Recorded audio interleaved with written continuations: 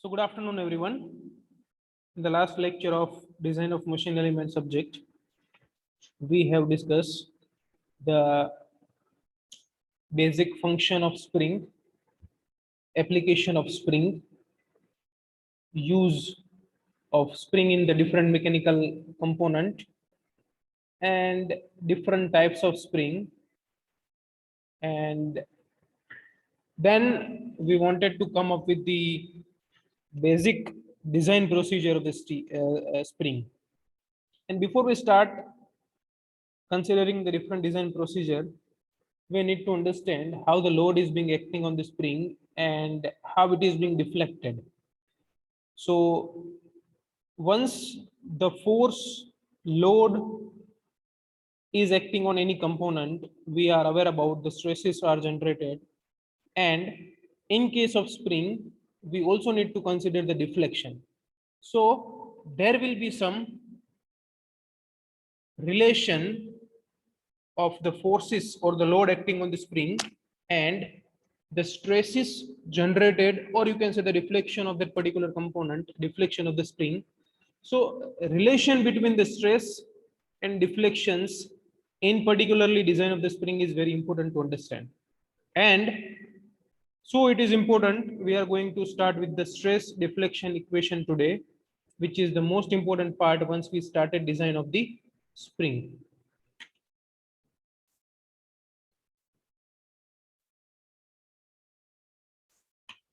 So now let us consider this figure, figure number A and figure number B is in front of you.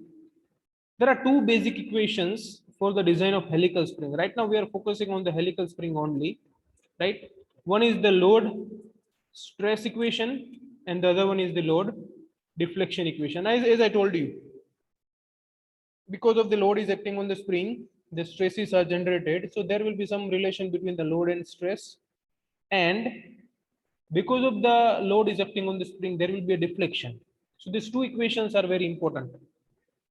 A helical spring made from a wire of circular cross section, as you can see over here.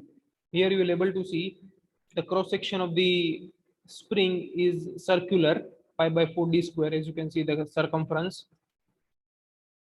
So small d is the wire diameter and the capital D is the entire spring diameter. So here we have the nomenclature of a capital D and small d are the mean coil diameter and wire diameter respectively, that we are aware about. The number of active coils in this spring is equal to N. We can denote it with the N. So we can say that the N number of active coils are presented in the spring. Now, so we are going for the design of a spring. We need to apply some force on it, and we have to consider, because of the force is acting on the spring, there will be a stress is generated, right? So let us consider that the spring is subjected to an axial force of P. You can see in figure number A, you will able to know that the axial force means it is going to act along the axis, right? You can see the direction of P in both the end of the spring is opposite to each other. You can see this. So here the spring is subjected to an axial force P when the wire of the helical spring is uncoiled and unstraightened. It takes the shape of bar, as you can see in the figure. Now what is this figure? This figure is the straight version of this particular wire. In short, if I say that if I apply the P force in such a way, the entire spring is converted into a single piece of wire, a straight wire like this. If it is like this, then you can see the figure number A is being converted into figure number B like this. In deriving the stress equation, this bar is considered to be equivalent to the actual helical spring. Right? We will consider this actual helical spring by doing this thing in design of the equation, design of the helical spring. Now, the dimensions of the equivalent bar, as you can see in this particular figure, right, where the force P is acting, and what will be the dimension, because in the design dimension is very important. The diameter of the bar is equal to the wire diameter of the spring. Here now what will happen? The diameter of the bar is equal to the wire diameter. So you can say it is a small d. Utilizing this in the upcoming design, what we are having is now the length of the spring. What is the length of the spring? Now to calculate the length of the spring, the length of the end one coil, you can say in the spring is pi d, and there are n number of such active coils are there. So ultimately you can say that the length of the equivalent bar is equal to pi d is nothing but it is the, you can say the cross sectional area, right? You can say the cross sectional area is equal to the pi d. This cross sectional area, you can see the circular bar, multiply by n, capital N, which is the active coil. So pi d n is the total length of the one coil of the spring. Now a bar is fitted with a bracket at the edge end. You can see this is the bracket, you can see it over here. We'll explain it with the help of this figure. So the bar is fitted with the bracket at each end. The length of this bracket is equal to mean coil radius of the spring, which is denoted by simply d by 2. What is the mean coil radius of the spring? Mean coil radius is nothing but it is the half of the capital diameter. That you can easily understand by using this figure. The force P, which acting at the end of that particular bracket, because of this force P, there will be some torsional shear stress produced in the bar. And this torsional shear stress, because of the force P, will be denoted by torsional moment, and torsional moment is nothing but it is mt by p into d by 2. P means the force, and the d by 2 is the distance where from the axis whatever the force is acting. So moment is equal to, as we all are aware about, force into perpendicular distance. Simply by using this equation, we can say that moment is equal to force into perpendicular distance.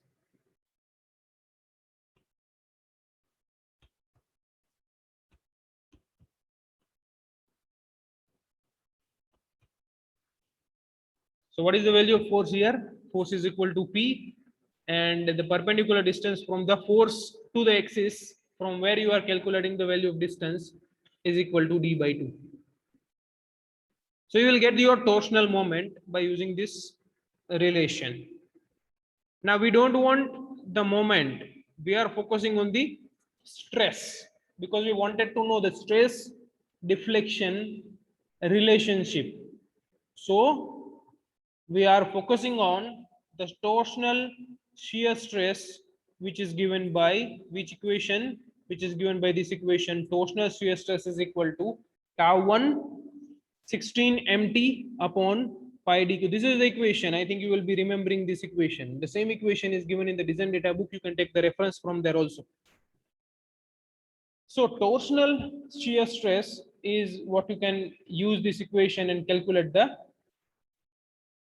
torsional moment. Put the value of torsional moment in this equation, where you will see the value of mt, which have you calculated from this equation. Put it over here. 16 multiplied by pd divided by 2. So what is this? This is your torsional moment mt upon pi d cube. So you will get the value of pi d cube. You can say that this 16 will be going to cancel out with the help of 8. So 8 pd upon pi d cube. This equation is the torsional shear stress which is generated because of the P force which is acting on the spring wire like this.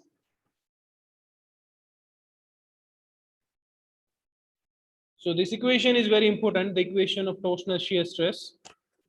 We will utilize this equation in order to get the stress deflection equation later on in the previous next slide.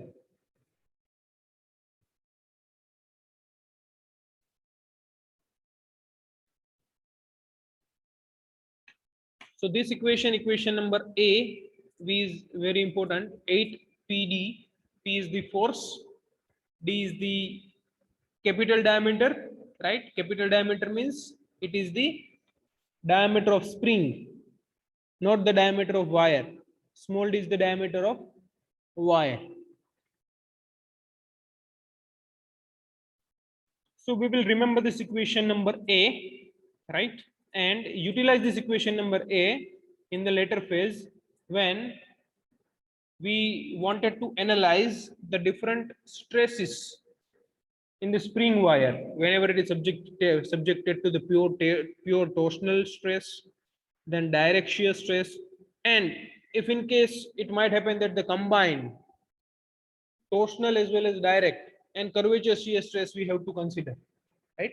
So before we go for this, I want everyone to please note down this equation of torsional moment as well as torsional shear stress in the bar. By utilizing this equation we can calculate the shear stress value, and this equation is very important. So I want everyone to please note down this equation in your class note, and then we will go further.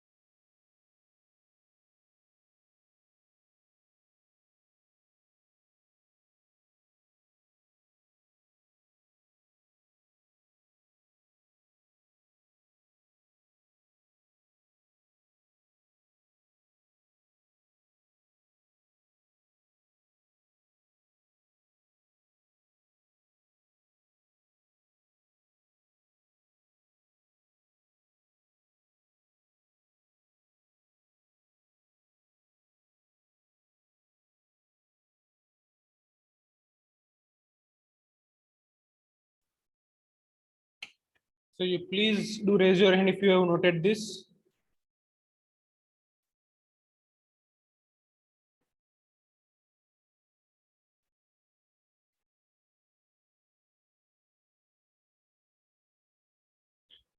Good. So here we wanted to consider the stresses in the spring wire. See, when the equivalent bar is bent in the form of helical coil, there are additional stresses on the account of the different factors. Like there is a direct or transverse stress in the spring wire. This is the first stress we wanted to consider.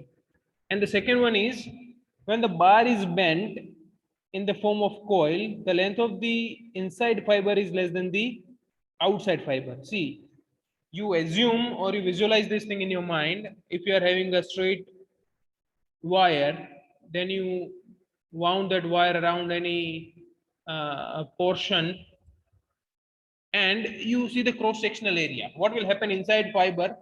Inside fiber is always less than the outside fiber. So inside fiber will be in the form of compression and the outside fiber will be in the form of tension. So this result in the stress concentration at the inside fiber of the coil.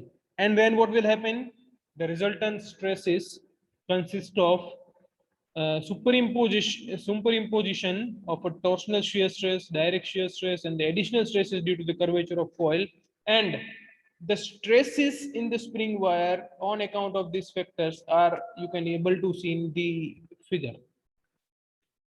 If you can get, you will get the wire. This is about the pure torsional.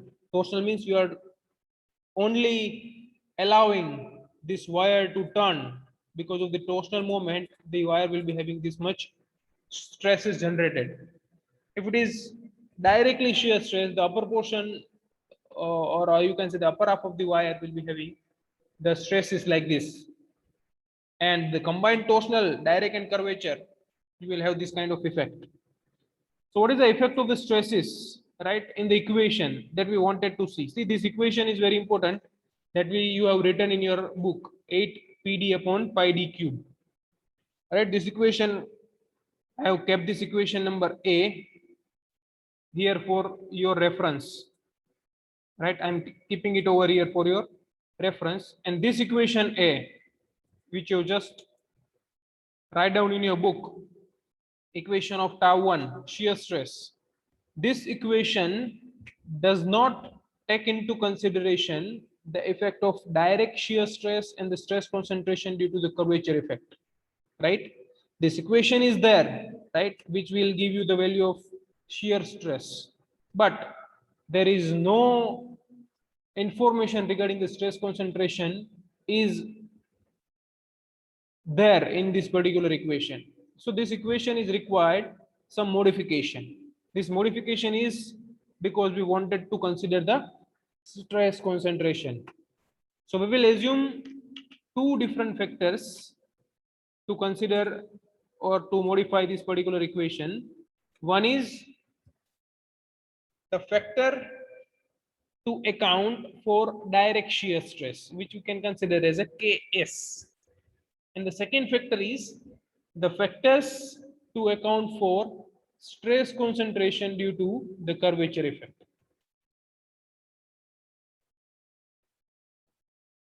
Now, if the combined effect of this particular factor, if we wanted to take, then we have to multiply this two factor in order to get the factor K, which is the combined factor of this two factor.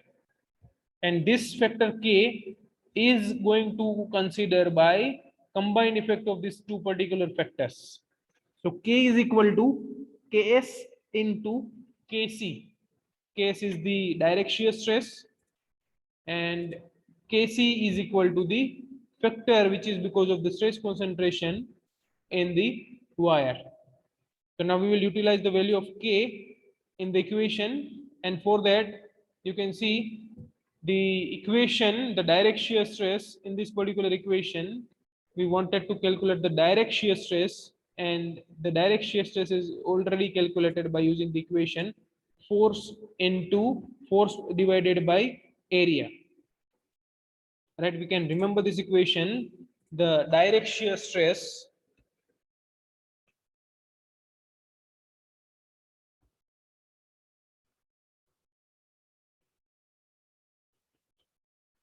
so the equation of the direct shear stress, as you can get this equation, you can easily calculate by using the equation of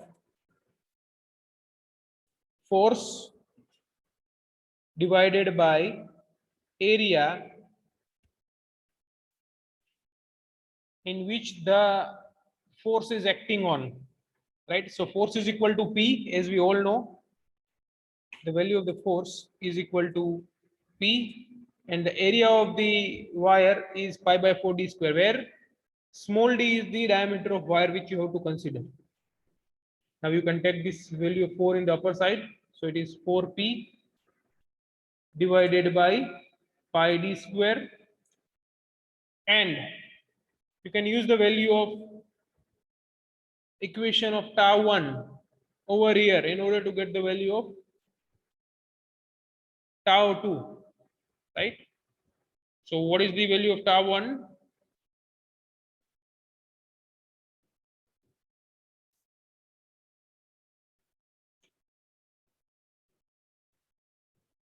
This is your value of tau 2, and this equation is in the form of capital D and small d.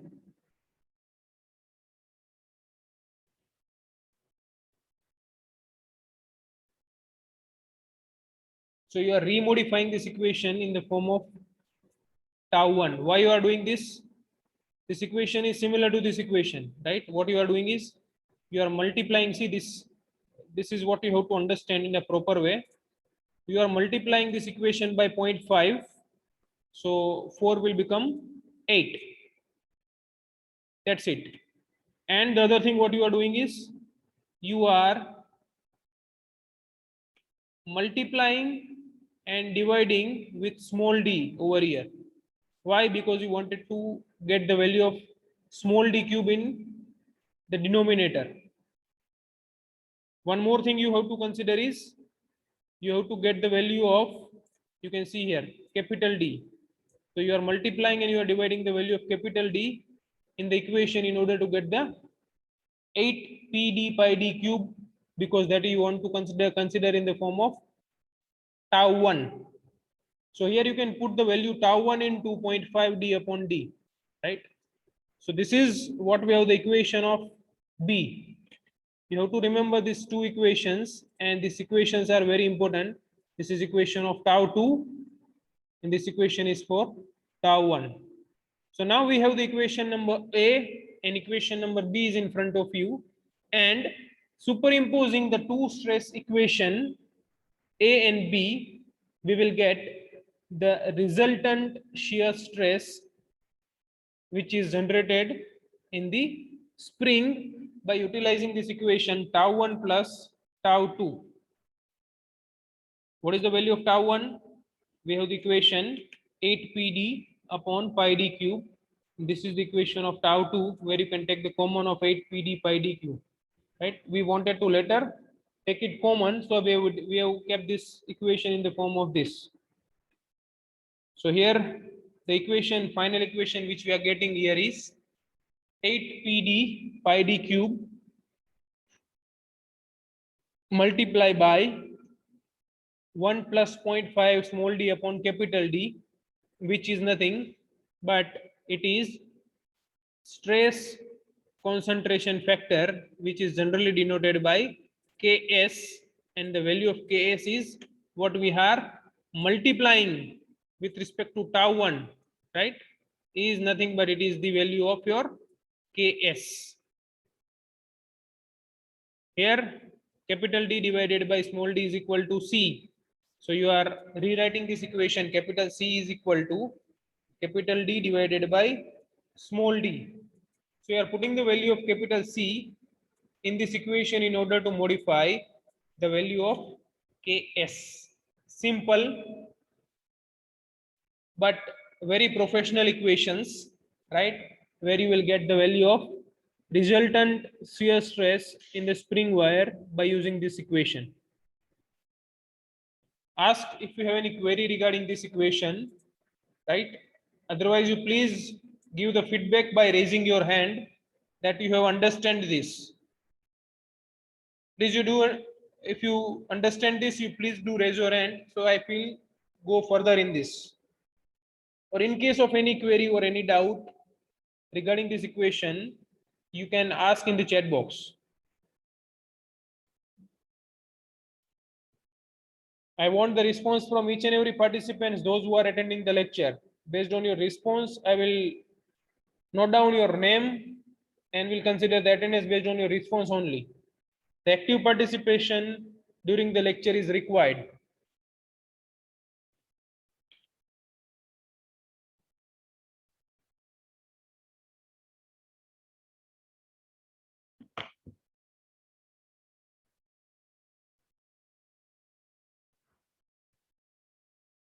Good. Now, so ultimately we are having this equation and where you have considered the stress concentration Ks, which is again an important part of using this equation. Now, what we are having here is the equation of tau, where you have the equation of tau 1 and tau 2, right? Let us consider this equation is tau 1, this equation is tau 2, and here we can consider this as a stress concentration Ks. What we can get the value of this. Now, substituting this equation, substituting the above equation in the point C, this value I am putting it over here Ks in place of this 1 plus 0.5 into C. I will updated my equation tau is equal to Ks into 8 PD upon pi d cube. This is the equation that we wanted to consider for designing the spring. And AM Wall is the scientist who have derived this equation for the resultant stress, which includes the torsional shear stress, direct shear stress, and stress concentration due to the curvature of spring. So the equation is again remodified by using this equation. Tau is equal to K. We are just putting it in place of Ks. We are putting it as a K. K is the generalized value of the constant. So K into 8 PD upon pi d cube. Where what is K? K is known as the stress concentration factor, simply a stress factor, stress concentration factor, or as the scientist who have invented it, according to his name, it is considered as the Wall factor. So here the Wall factor is given by using this particular equation, and this will be included in the equation of tau, which is the resultant stress. I will say tau is nothing but it is my resultant stress.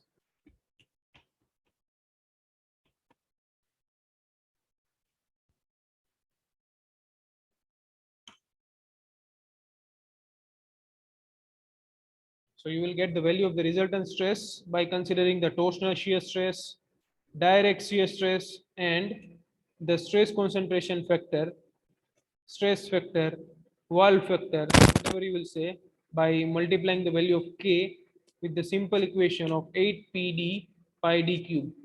So ultimately what you are doing, if you are comparing these two equation, the equation of tau and the equation of tau 1, this is tau 1. So if you compare these two equations, you will able to know just only one factor is being multiplied, right, with the direct shear stress in order to get the resultant shear stress. So this is as simple as you can analyze this equation with respect to the stress deflection equation for the spring. So tau is equal to, we have this equation and we need to remember this equation. This is very important equation as per the equation, and you can say the examples are concerned. This equation of K is again remodified and it is remodified in the form of C, where the C is nothing but it is the spring index. You can also rewrite the value of C if it is not given in the data. C is equal to capital D divided by small d, which is generally considered as the spring index.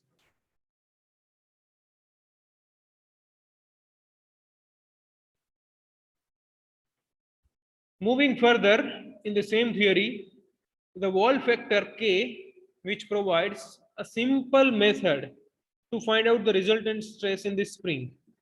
Now you can see this particular figure where the resultant shear stress is maximum at the inner radius of the coil.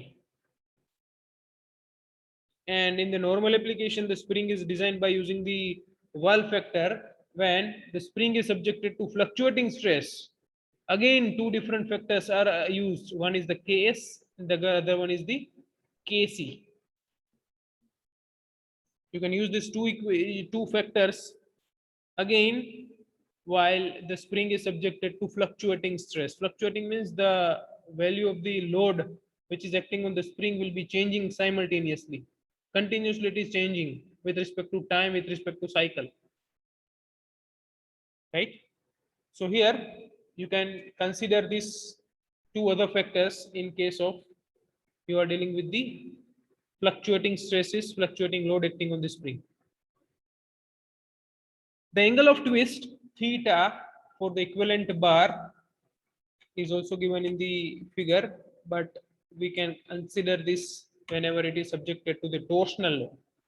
Theta is equal to MTL J into G. Now, what is the value of this and how we can use it? That we can see in this nomenclature. So the equation of theta is equal to MTL JG. What is theta? Theta is equal to, it is the angle of twist and the value you can get in radian.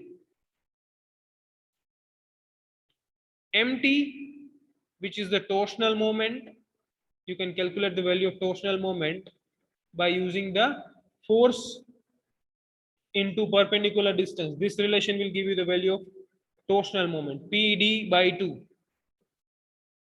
Small l, it is the length of bar, which we can consider previously over here.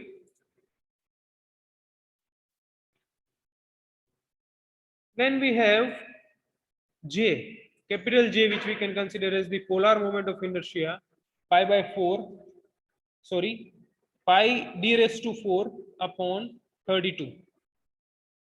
And finally, the value of G, which is modulus of rigidity. By utilizing this equation, you will get the value of modulus of rigidity by using this equation. So now if you put the different values, the value of MT, right, which is, sorry, the value of MT, which you can put it over here in the equation of theta, right? Then L pi dn, you can put it over here. J, polar moment of inertia, which you can put it over here. And finally, the value of G, modulus of rigidity, that is, as it is, we are putting it over here. We are calculating this, we are putting the different value over here because we want to calculate the angle of twist, theta.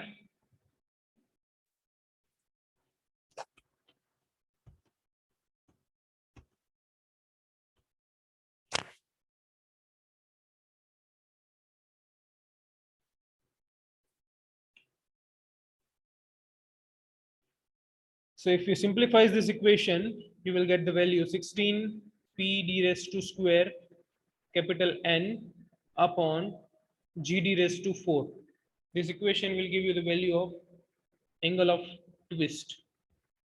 Please note down this equation in your book, which is very important to calculate the value of the angle of twist in order to get the stress deflection relationship. Note it down in your book. We'll wait for 2 to 3 minutes for everyone to note it down, and then we will go further in this. Once you are done with your writing, you just let me know in the chat box. So I feel go further in this.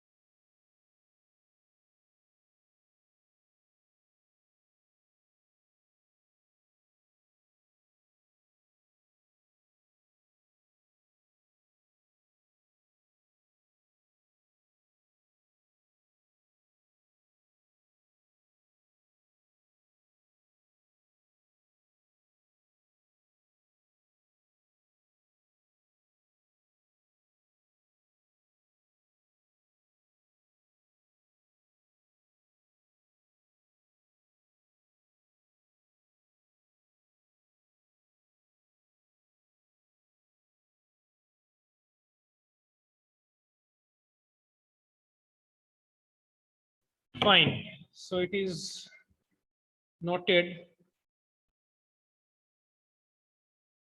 with everyone. And now let us go further in our concluding part of the deflection, because we know that the value of theta, which we have just considered, is the angle of twist. So using the equation of the theta angle of twist, we can easily calculate the axial deflection, which is denoted by delta, because delta is directly proportional to theta. If you say angle of deflection is theta, for example, 5 degree, you can say that the deflection is directly proportional to theta and the length of bracket, how much it is being deflected. Length of bracket is equal to how much it is? D by 2. You can see this particular thing in the figure. It is very easy to understand. Right? I will say the length of bracket. The meaning of the length of bracket is this, from the axis to the horizontal distance of this particular bracket where it is going to end the axis. So here it is d by 2. So delta is equal to theta into d by 2, where you can put the value of theta is equal to 16 PD square n upon GD raised to 4, and this 2 will be going to cancel out and it will be converted into 8. So delta is equal to, we have the modified equation 8 PD cube into capital N upon GD raised to 4. You can also remodify this equation by considering the d cube and d cube over here by converting it into c cube, right? So that modification is also allowed. So delta is equal to, in that case, you can say that 8 PC cube upon n, 8 PC cube n upon GD, right? You can rewrite this equation by utilizing this delta. Let me show you this again. See this.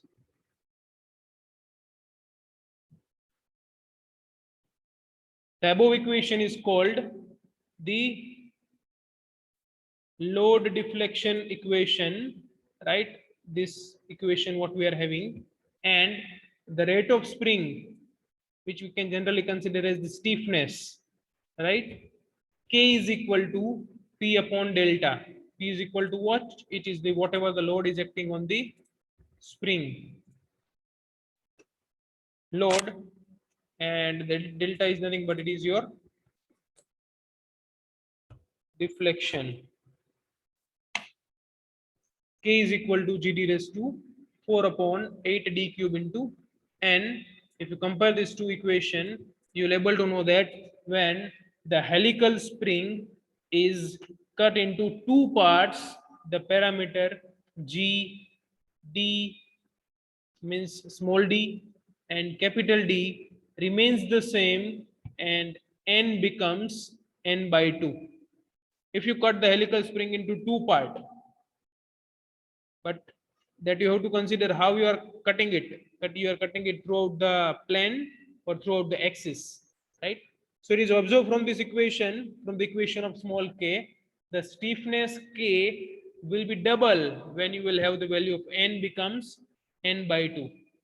If you put n by 2 in place of n over here, you can see this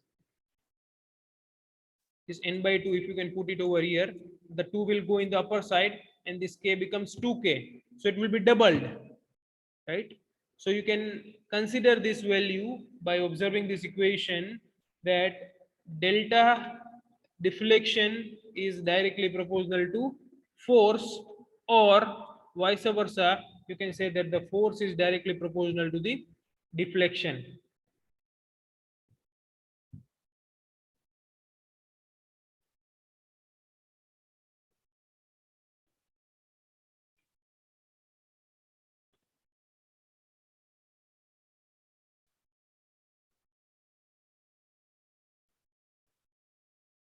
You can see this equation which will give you the value of this load deflection relationship over here.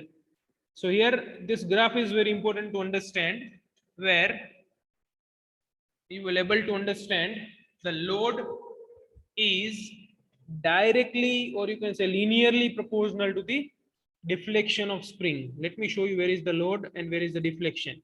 This is what we have, the deflection is, and this is what we have the load is. So here I will write it over here. This is my load which is acting on the spring, and this is the deflection.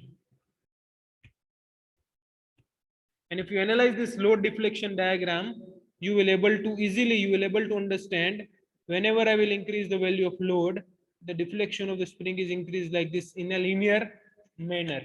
So the load deflection curve for the helical spring you can consider by linear proportionality, and whatever the area which is below the load deflection line, right, will give you the strain energy which is stored in the spring. This value E is the strain energy, right? And what is the equation of the strain energy? Strain energy is equal to 1/2 load into deflection, because it is half both the side, upper side as well as lower side. Or you can say it is the half area of whatever it is. So the strain energy stored in the spring will be denoted by capital E, and the equation is 1/2 P into delta.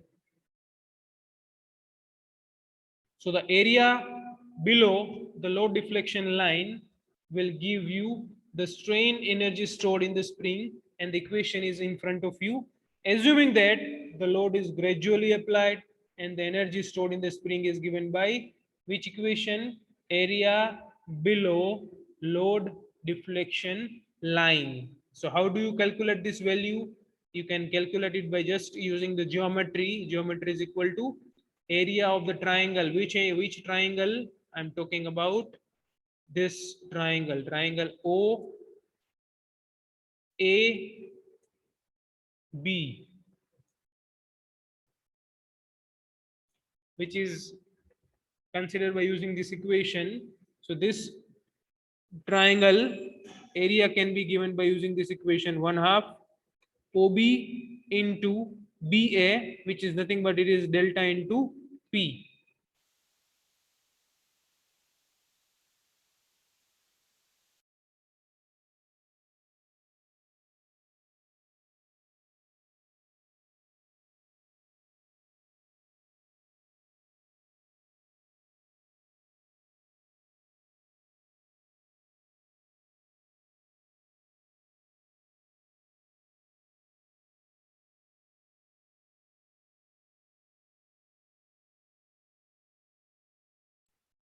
So this is what we have the load deflection diagram, and by utilizing this load deflection diagram, we can easily get the value of the strain energy which is stored in the spring. Ultimately, whenever we apply the load, the energy will be stored, and once the load will be released, that whatever stored energy in the form of the strain energy will be released, and whatever the energy will be released, we can get it by using this particular equation. So kindly you draw this diagram, load deflection diagram, in your class note. Use this equation of capital E, which is the area below the load deflection line, and write down this equation. Note down this equation in your class note. After doing it, you do write your full name and your enrollment number in the chat box for the attendance of today's lecture.